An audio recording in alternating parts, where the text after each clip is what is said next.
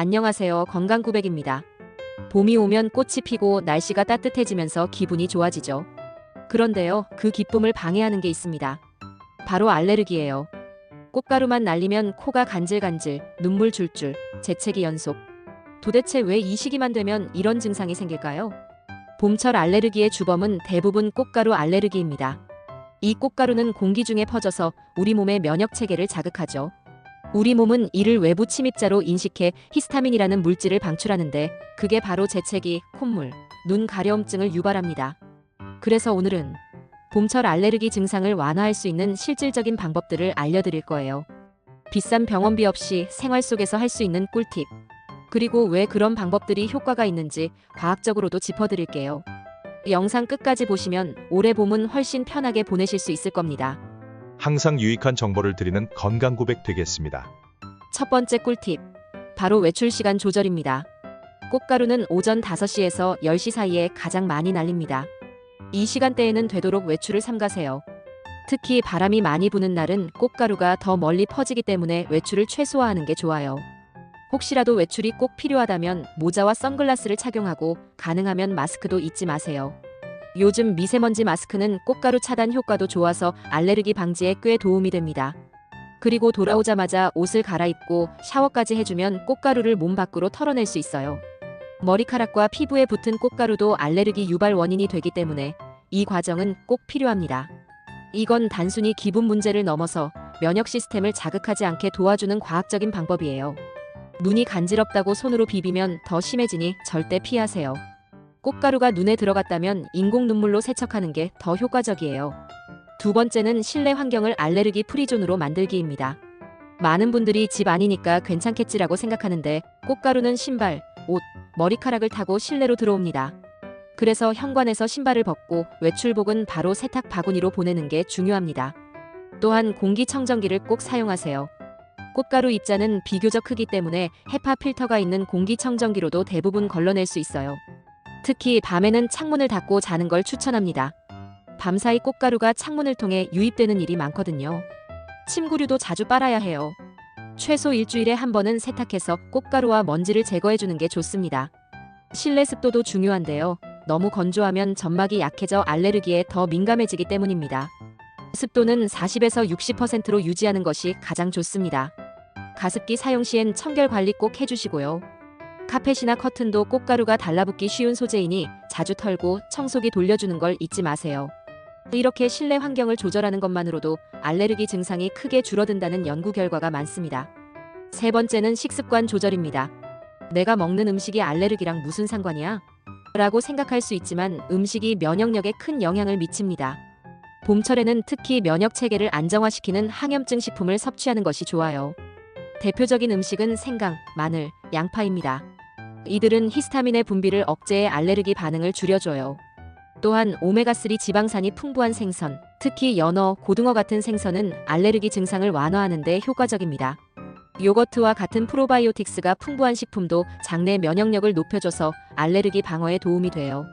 반대로 가공식품이나 설탕이 많은 음식은 염증 반응을 높이기 때문에 최대한 피하는 것이 좋습니다.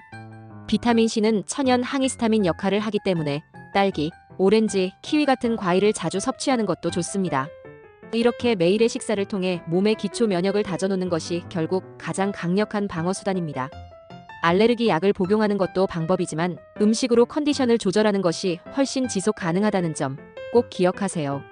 다음은 운동과 수면 습관 관리입니다. 운동은 면역력을 향상시키는 대표적인 방법이지만 꽃가루가 많은 봄철엔 조심해야 해요. 실외에서 운동할 경우 꽃가루 수치가 낮은 시간대인 저녁 시간대나 실내에서 하는 걸 추천합니다. 요가나 실내 자전거, 홈트레이닝 등으로 대체하는 것도 좋아요. 그리고 중요한 건 충분한 수면입니다. 수면 부족은 히스타민 수치를 높이고 면역력을 약화시켜 알레르기 증상을 악화시켜요. 최소한 하루 7시간 이상의 수면을 확보하고 일정한 수면 패턴을 유지해야 합니다. 카페인이나 알코올 섭취는 수면 질을 낮추므로 특히 봄철엔 줄이시는 게 좋아요. 수면 중 알레르기 증상을 줄이기 위해 침실에는 공기청정기와 제습기를 함께 사용하는 것도 효과적입니다. 또한 잠들기 전에는 코 세척을 해주는 것도 알레르기 예방에 도움이 됩니다. 이처럼 운동과 수면도 봄철 알레르기 관리를 위한 필수 요소라는 걸 명심하세요. 이제는 약물과 자연요법의 균형에 대해 이야기해 볼게요. 많은 분들이 약에만 의존하는 경우가 있는데 이건 단기적으로는 효과가 있지만 장기적으로 면역 시스템에 부담을 줄 수 있습니다. 항히스타민제나 스테로이드제는 효과가 빠르지만 부작용도 있을 수 있죠. 그래서 전문가들은 자연요법과 병행하는 것을 권장합니다.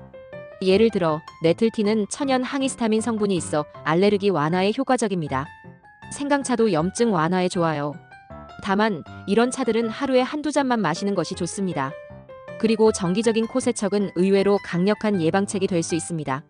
생리식염수를 사용하면 간단하게 할 수 있죠. 이외에도 천연 에센셜 오일 중 라벤더 오일이나 페퍼민트 오일은 호흡을 편하게 해줘서 알레르기 증상을 완화해줍니다. 단, 아로마 오일은 직접 흡입하거나 피부에 바를 땐 희석해서 사용해야 한다는 점 꼭 기억해주세요. 그래서 약물보다는 자연요법을 함께 사용하면서 몸의 밸런스를 맞추는 것이 더 건강한 방법입니다. 아이들을 위한 알레르기 관리법도 꼭 알아두셔야 해요. 어린이는 면역 체계가 아직 완성되지 않아 알레르기에 더 민감하거든요. 아이들의 외출 시간은 더 신경 써야 하고 옷차림도 꽃가루 차단을 고려해 긴팔을 입히는 것이 좋습니다. 유치원이나 학교에서 돌아오면 꼭 샤워시키고 손톱 밑도 깨끗이 씻겨주세요. 아이들은 눈을 자주 비비거나 코를 후비는 경우가 많아 더 심각한 증상으로 번질 수 있거든요. 음식도 더욱 조심해야 합니다. 가공식품, 특히 설탕이 많은 간식은 알레르기 반응을 높일 수 있으니까요. 프로바이오틱스가 함유된 유산균 제품이나 요구르트를 꾸준히 먹이면 장 건강에 좋아요. 또한 놀이 시간 대신 실내에서 독서나 보드게임 등 다른 활동으로 꽃가루 노출을 줄이는 것도 좋은 방법입니다. 어린이용 약은 반드시 의사 상담 후에 처방받아야 하며 성인용을 나눠주는 건 절대 금지입니다. 부모님이 조금만 더 신경 쓰면 아이들도 봄을 건강하게 즐길 수 있습니다. 마무리로 오늘 이야기한 내용을 간단히 정리해 볼게요. 첫째, 외출 시간과 복장 조절로 꽃가루 노출을 최소화하세요.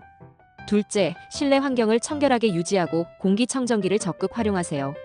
셋째, 식단과 수면, 운동 습관을 조절해서 면역력을 기르세요. 넷째, 자연요법과 약물의 균형을 맞추고 코세척이나 허브차도 시도해보세요. 다섯째, 아이들의 생활 습관도 세심하게 관리해서 알레르기 예방에 힘쓰세요.